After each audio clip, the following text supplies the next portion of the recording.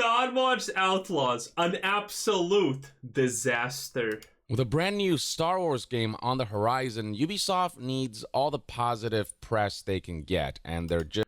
I think Star Wars in general needs at least some positive press at this point. The last thing we saw from Star Wars was The Acolyte, and that looks like an absolute woke disaster, and pretty much everyone thinks that. Just not doing a good job at that as of late, from executives touting how gamers need to get comfortable with not owning their games, looking forward to a subscription-driven future, to... Man, Ubisoft is just the greatest, what can I say? Okay, Ubisoft, listen. If I spend my money on a game, and I don't own that game, then guess what? You don't own that game also, and I will just go to some kind of website and download it for free. Because, well, if you don't own the game you're selling, then I'm not stealing anything, and this is completely fine. This is the game you want to play. You will lose. We will win. To the fact that that kind of future is already pretty grim from Ubisoft's own endeavors, like the way they shut down The Crew, and beyond that, actually decided to strip people's licenses of The Crew, making it impossible to kickstart fan servers and the like, which highlights how grim it is to realize a future where you don't own your games, where everything is digital, where at any point licenses can get stripped from you, and in turn companies can essentially at any point push a button and steal your games, which is why I'm actually so confused, because this is the communism Young is constantly advocating for. You own nothing and you will be happy, except the happy part, that's a lie. But you will definitely own nothing. I never understood, why is he not a fan of this? This is literally his dream come true. a movement called Stop Killing Games has taken flight, where it essentially guides you through how you can contact various government officials and legislators across the globe to bring up this issue. And I do have an update on that front. In the UK, this movement has actually been making some headway. There's actually a petition being raised to the UK government that has gained quite a bit of traction. And the thing... A whole whopping 11,000 signatures. My god, is this great. Dude, this is gonna sweep the country even harder than mandatory metal detectors in schools because of knife crime. Holy, this is big. Thing about the UK is that if a petition, a government petition, gets over 10,000 signatures, it will be considered by the government. The government will respond to all petitions that get more than 10,000 signatures. And then if we manage to push this even further, where it reaches 100,000 signatures, if the issue becomes that big, then the petition will be considered for debate in Parliament. The fact that it got to... I love how everything is, well, they're gonna just consider it at the end. They're not, they don't need to do anything, they just need to acknowledge it exists. I love that. Over 10,000 signatures means that at the very least the government will have to look at this issue.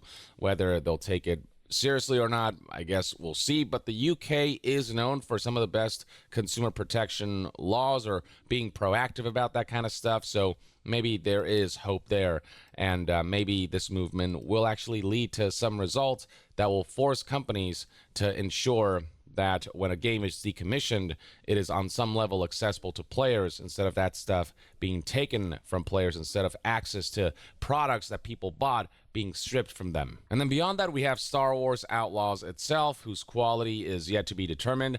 I have already determined the quality of this game, and it's disgusting. Thank you very much.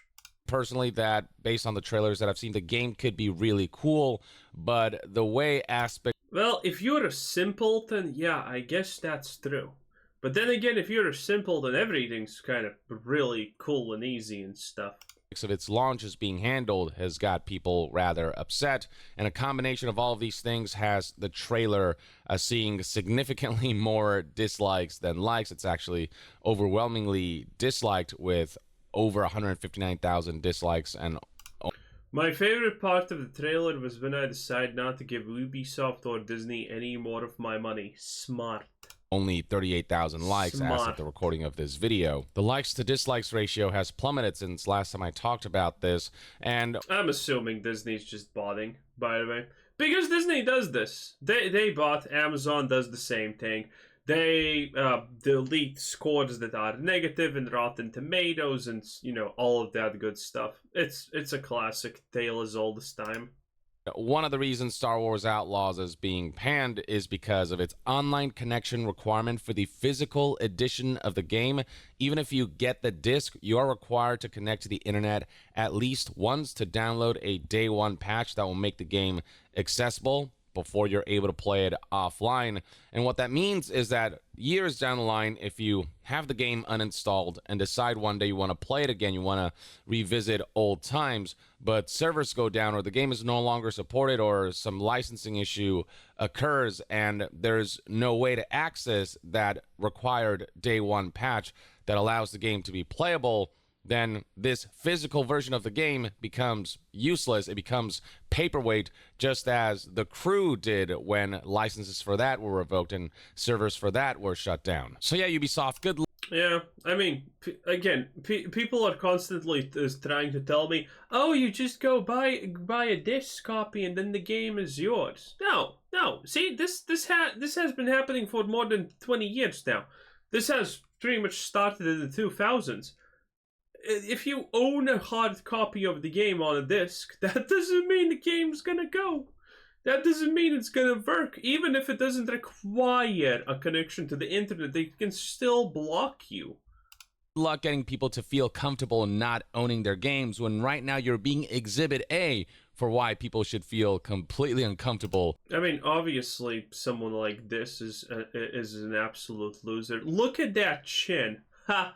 Made you look, there is no chin. Where is it? I don't know. About not owning their games. And speaking of content you cannot access, another aspect... Weak men should just never be allowed to be in charge of a single thing in life. That's reality. This is how we get rid of Ubisoft. This is how we get rid of Vanguard. This is how we get rid of all the bad things. We just get rid of the weak men. Aspect of Star Wars Outlaws that's raising a lot of eyebrows and that people are seeing as something kind of scummy is the fact that if you spend $70 on the base version of the game, then there will be some content you'll be missing out on.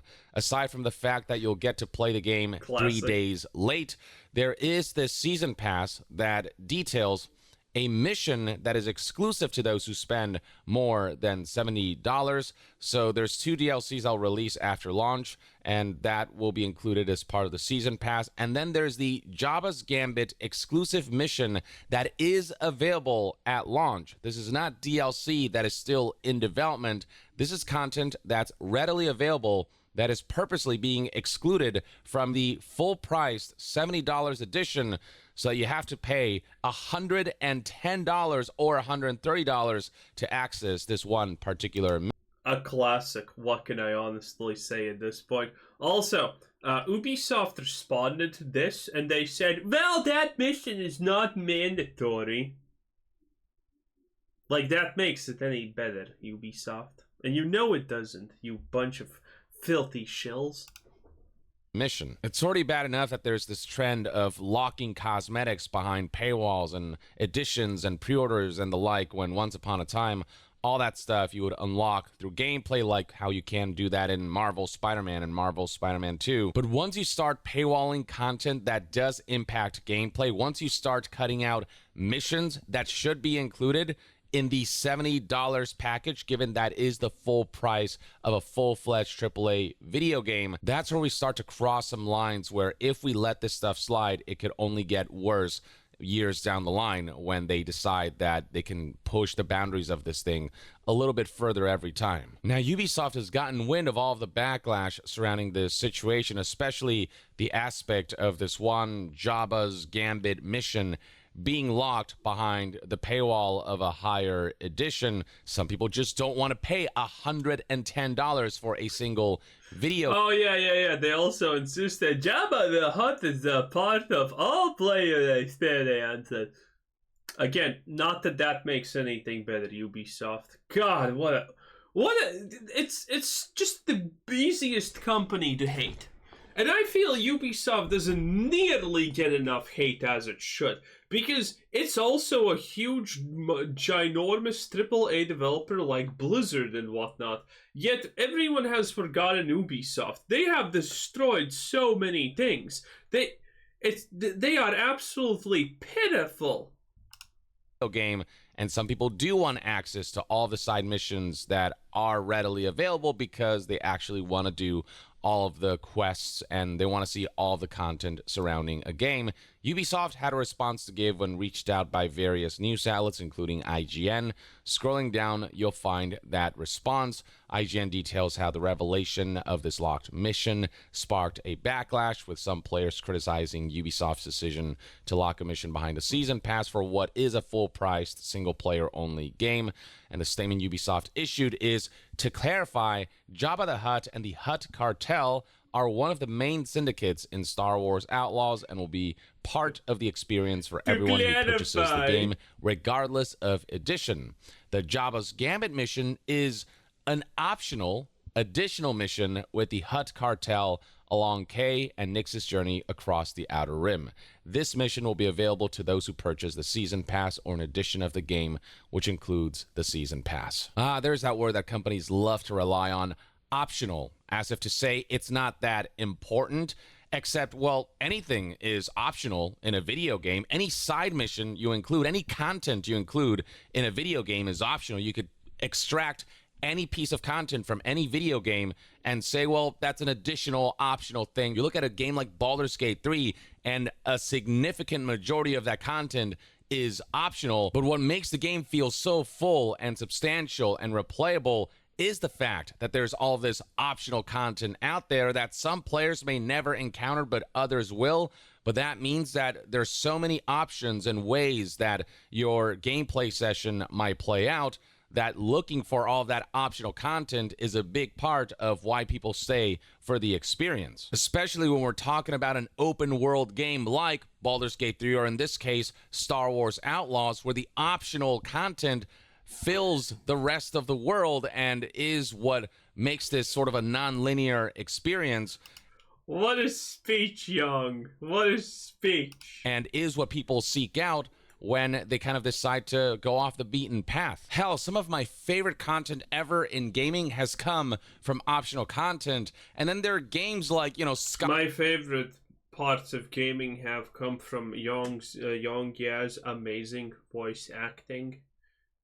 Especially in the Dragon Dynasty Shogun whatever game that was, the one that I never played. Man, that was my favorite part of the game. Young, you're a true master. Skyrim, where the main quest is like almost the least interesting part, and I completely forgot about it and just kept doing side quests because that optional content was the most compelling part of the game. Just because it's optional doesn't mean it's insignificant.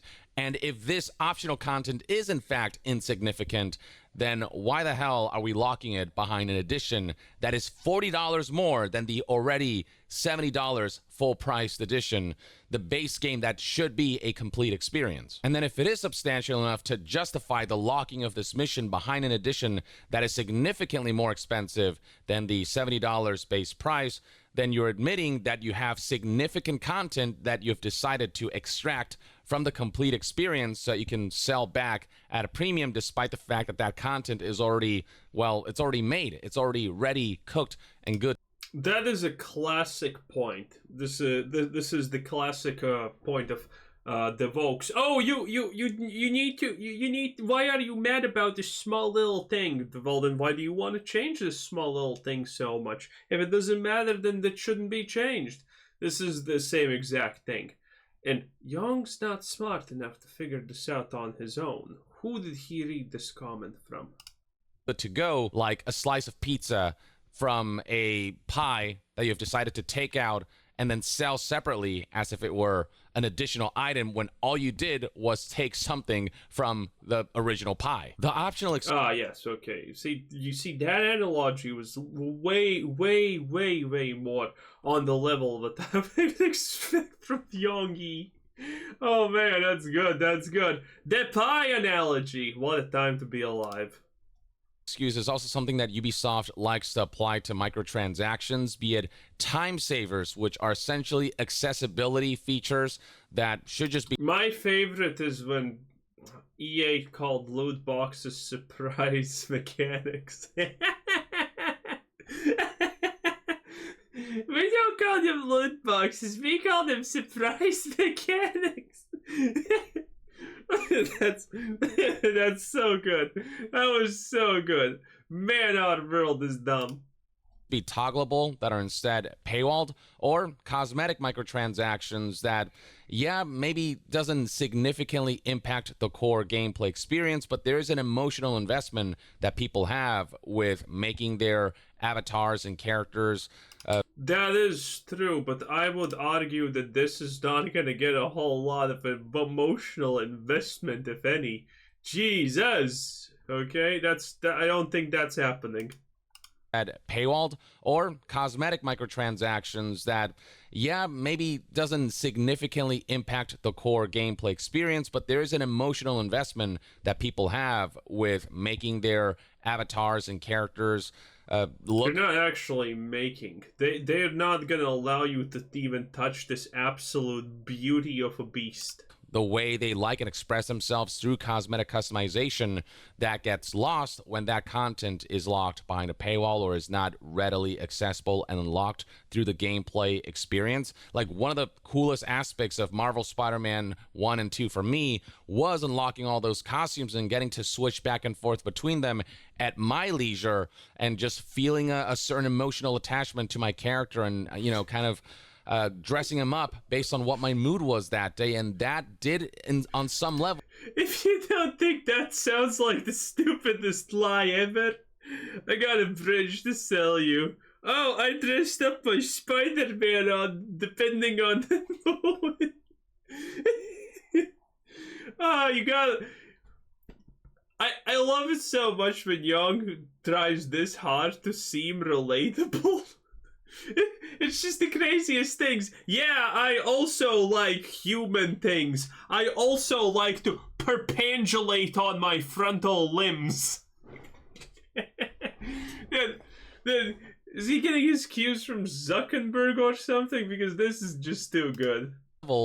Affect my experience with the game in a positive way. That element is kind of being stripped away just because that stuff's being labeled as optional.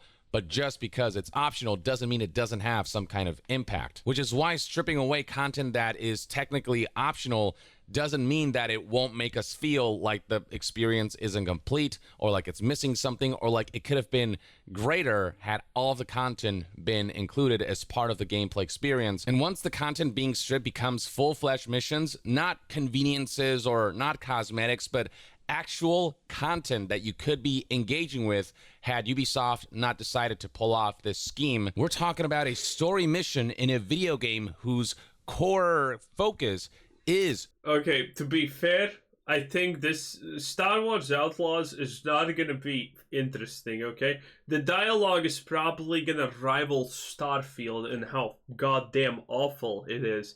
So, technically they're doing you a favor by removing one mission via paywalling it, because chances are you will not want to experience the glory of the remember Luke, remember Han Solo, the Star Wars thing made by Ubisoft, bro. This is gonna be horrible, okay?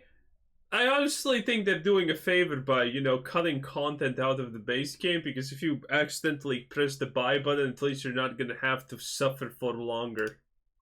Story missions. That's where things get completely unacceptable. And even if this mission turns out to be pretty tame and not a huge deal in the grand scheme of things, that only means that they're kind of essentially giving you less value for the $40 extra that they're charging for with the addition that is required to access this mission. And if it is substantial, then, you know, it ultimately means that people who only decide to pay $70 are getting screwed out of something substantial. There is no framing of this situation that looks good, no matter how... I mean, there is. I just explained it because the game's gonna just be so bad. I mean, you don't give a game to Ubisoft and think, yeah, they're gonna do a good job. No, you give a game to Ubisoft when you want something done cheap and extremely low quality and broke. That's what you do with Ubisoft. Man, 70% of the bounty hunters are going to be indigenous females that go after you, okay? 70% of the Hut Cartel is going to be indigenous females. It's going to be great. It's going to be like Skull and Bones, where your crew is 60% female. What a time to be alive, boys. Anyway, that was our boy, Yongi Yai. The greatest of all time. Be further updated on all things gaming news, reviews, and discussions. Stay tuned right here on Young Yeah. I'll see you guys next time. Young out. Yeah. He's always so happy because he knows that this is the point where he gets maximum revenue and he can finally stop. It's great. Anyway, this was Quizzer Said. Thanks for watching. Subscribe if you haven't already, and have a nice day. Bye-bye.